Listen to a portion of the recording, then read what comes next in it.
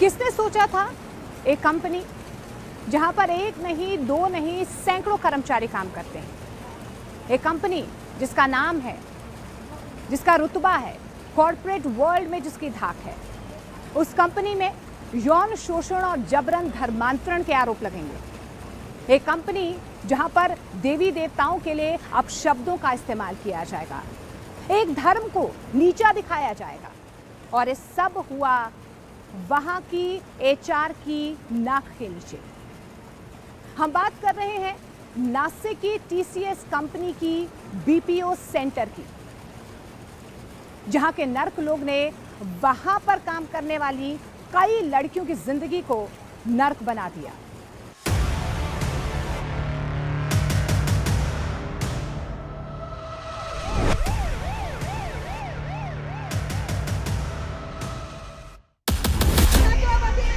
ये प्रदर्शन नासिक की उन मासूम लड़कियों को इंसाफ दिलाने के लिए हुआ जिनका शोषण हुआ,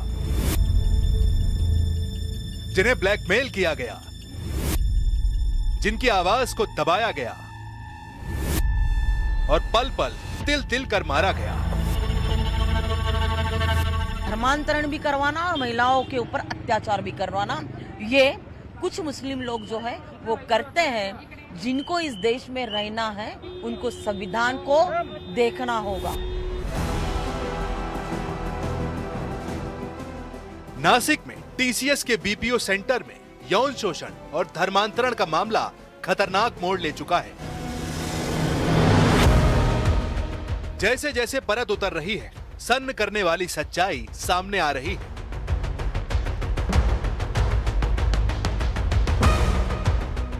इस पूरे मामले के तार ह्यूमन ट्रैफिकिंग से भी जुड़ रहे हैं।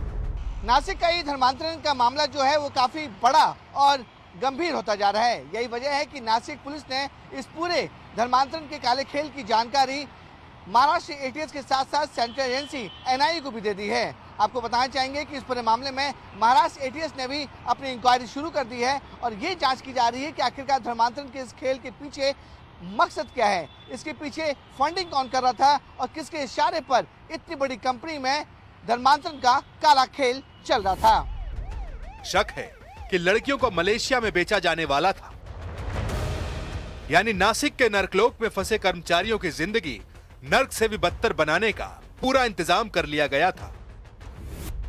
इन सब केसेस में कोई बाहर का संगठन है क्या, या कोई बैंड ऑर्गेनाइजेशन है, या इसका कोई फंडिंग बाहर से हुआ है, या जैसे कुछ मीडिया में रिपोर्ट्स आए हैं इंटरनेशनल इसकी कोई लिंक है क्या? तो इस सब की जांच पुलिस कर रही है।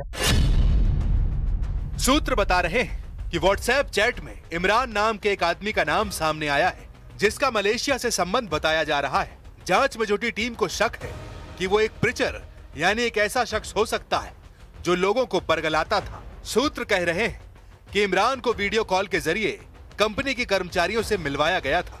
शक है कि इन कॉल्स के दौरान वो कर्मचारियों को विदेश जाकर ऊंची सैलरी वाली नौकरी और अच्छी लाइफस्टाइल के बारे में बताता था।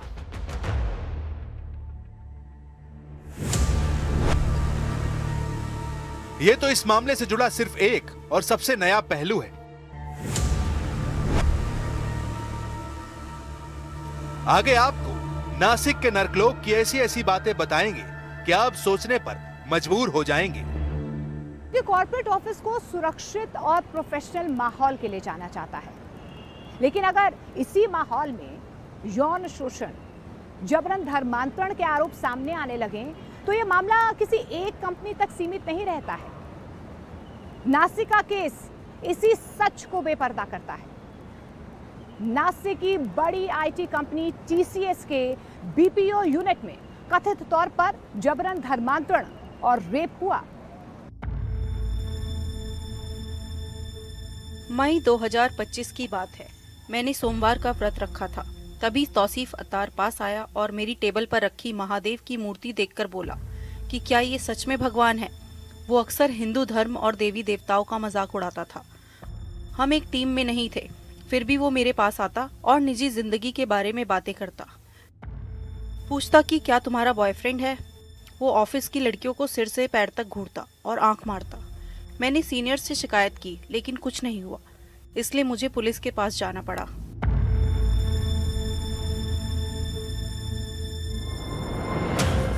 सन्न करने वाला ये बयान नासिक टीसीएस केस की उस 25 साल की पीड़ित का है, जिसकी शिकायत के बाद नासिक पुलिस ने टीसीएस के कई कर्मचारियों को गिरफ्तार किया है।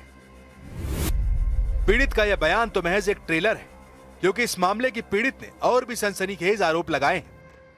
जांच में एक दूसरी पीड़ित ने कहा है कि 24 जून 2025 को मुझे 3 महीने की ट्रेनिंग प्रोग्राम में शामिल किया गया।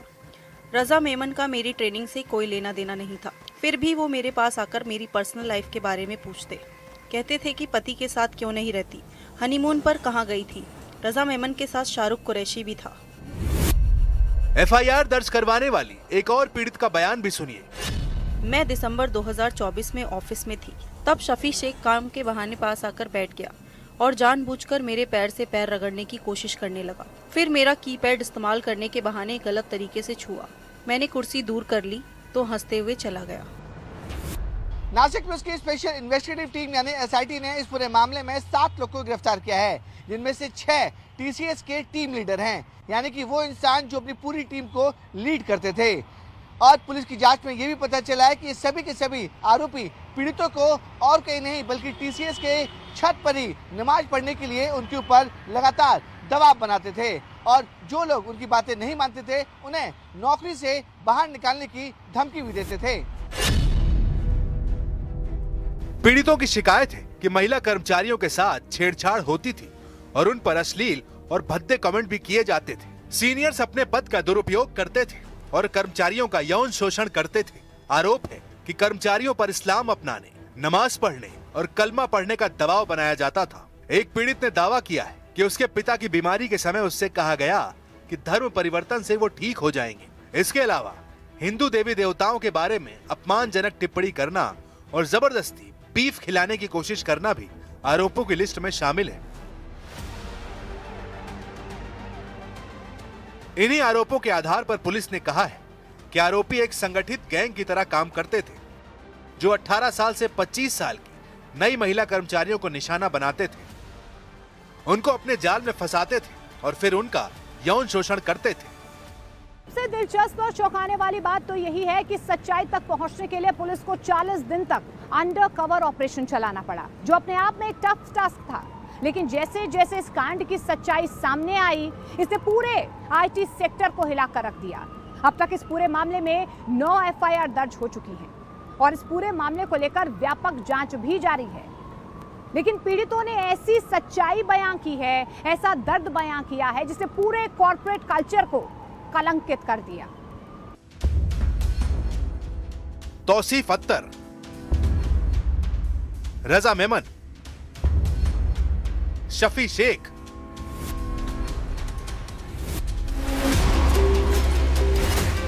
ये वो नाम है जिन्होंने नासिक की कॉर्पोरेट कंपनी को नरकलोक बना दिया। लेकिन इस केस की मुख्य आरोपी दबंग मैम यानी कि निदा खान अभी भी फरार है। निदा खान कितनी शातिर थी और पुलिस के शिकंजे से बचने के लिए वो क्या क्या हथकंडे अपना रही थी, इसके बारे में आगे बताएंगे। लेकिन पहले आपको बताते हैं कि नासिक में टीसीएस कंपनी में चल रहे धर्मांतरण के खेल को पुलिस ने कैसे पकड़ा। नासिक सिटी पुलिस और एसआईटी ने फरवरी में मिली शिकायत के बाद अपना ऑपरेशन शुरू किया। 7 महिला पुलिस कर्मियों को बीपीओ यूनिट में अलग अलग भूमिकाओं में तैनात किया गया। कुछ ने तो हाउसकीपिंग स्टाफ बनकर एंट्री ली, क्योंकि इससे हर फ्लोर और प्रतिबंधित जगहों तक पहुंच बनाई जा सकती थी। ऑपरेशन के दौरान पुलिस कर्मियों ने टीसीएस के आला अधिकारियों पर अपनी पैनी नजर बना के रखी थी, खासकर उस समय जब ये अधिकारी अनऑफिशियल मीटिंग क्या करते थे, वो लोग क्या बातचीत करते थे और किस तरह से बिहेव करते थे। ये सारी जानकारी पुलिसकर्मी धीरे धीरे इकट्ठा करने लगे। बाद में जब पूरी जानकारी इकट्ठा हो गई तो पुलिसकर्मियों ने ये सारी बातचीत और डिटेल जो है अपने सीनियर आला अधिकारी को दी, जिसके बाद पुलिस ने अपना एक्शन शुरू किया। जांच के दौरान भी सामने आया कि कुछ मामलों में शिकायतों को नजरअंदाज किया जा रहा था। इसी बीच एक आरोपी के मोबाइल फोन की जांच में एक अहम तस्वीर मिली, जिसने पूरे मामले को नया मोड़ दे दिया और पहले से जुटाए गए सबूतों को मजबूत कर दिया। क्योंकि मोबाइल से मिली तस्वीर ने इस कथित पैटर्न और आरोपों की पुष्टि कर दी, जिसके बाद एक के बाद एक कई एफआईआर दर्ज हुई।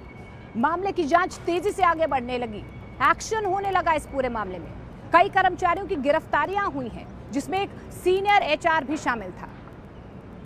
इनमें एचआर निदा खान पर भी कई उंगलियां उठी हैं। निदा खान जो एचआर हैं, जिनके नाक के नीचे ये सब कुछ हो रहा था, उस पर कई गंभीर आरोप लगे हैं और कहा यही जा रहा है कि निदा खान ही इस कांड की मास्टरमाइंड थी। दबंग मैडम निदा खान को लोग दफ्तर में इसी नाम से जानते थे। नासिक कांड में जिन लोगों के खिलाफ एफआईआर दर्ज हुई है, निदा उनमें से एक है। इस पूरे केस में सबसे ज्यादा चर्चा एचआर मैनेजर निदा खान की हो रही है। कहा जा रहा है कि साथी कर्मचारी उसे दबंग मैम कहकर बुलाते थे, क्योंकि ऑफिस के अंदर उसका प्रभाव इतना था कि सभी उससे डरते थे। निदा पर आरोप है कि उसने पीड़ित कर्मचारियों की शिकायत को नजरअंदाज किया। यह तक कहा कि ऐसी बातें होती रहती हैं। कहा जा रहा है निदा खान के इसी रवैये की वजह से नासिक कांड में समय पर एक्शन नहीं लिया गया। धर्मांतरण के इस काले खेल में एक लेडी डॉन भी है, जिसका नाम है निदा खान। निदा खान को नासिक पुलिस और एसआईटी कई दिनों से खोज रही है, लेकिन अब तक वो पुलिस की गिरफ्त में नहीं आई है।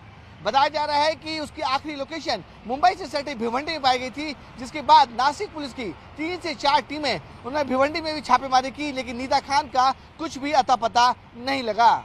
निदा खान ने टीसीएस में फरवरी में ही नौकरी छोड़ दी थी और उसके बाद वो पर्दे के पीछे से धर्मांतरण का पूरा काम कर रही थी और उसका रोल होता था कि जो भी महिलाएं टीसीएस में काम कर रही हैं उन्हें इस्लाम के लिए आकर्षित करना और नमाज और जो भी दूसरी चीजें इस्लाम से जुड़ी हुई हैं उसके बारे में पूरी जानकारी दें, ताकि पीड़ित महिला आसानी से कन्वर्जन हो सके। फिलहाल पुलिस निदा खान को ढूंढ रही है। उसकी आखिरी लोकेशन मुंबई में मिली थी। इसके बाद उसका कुछ अता पता नहीं है। हाँ, सूत्रों ने खबर जरूर दे दी कि निदा खान अग्रिम जमानत लेने के चक्कर में है। सूत्रों से जानकारी मिल रही है कि लेडी डॉन निदा खान ने अपनी गिरफ्तारी से बचने के लिए हर संभव वो कोशिश कर रही है। जानकारी ये भी मिल रही है कि निदा खान ने एंटीसिपेटरी बेल भी अप्लाई कर दी है और ये भी जानकारी मिल रही है कि निदा खान ने अपनी गिरफ्तारी से बचने के लिए अपने परिवार वालों को कहा है कि वो प्रेग्नेंट है और मेडिकल ग्राउंड पर एंटीसिपेटरी बेल को अप्लाई किया जा सके, ताकि उसे एंटीसिपेटरी बेल मिल सके और वो नासिक पुलिस की गिरफ्त से कुछ दिनों के लिए बच सके। इस पूरे केस में जो एफआईआर दर्ज की गई, उनमें निदा खान पर गंभीर आरोप लगे।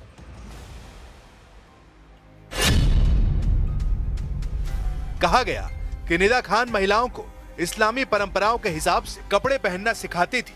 कुछ पीड़ितों का कहना है कि निदा खान सलाह नहीं देती थी, बल्कि दबाव बनाती थी। एक महिला कर्मचारी ने बताया है कि वो बताती थी कि बुर्का कैसे पहना जाता है।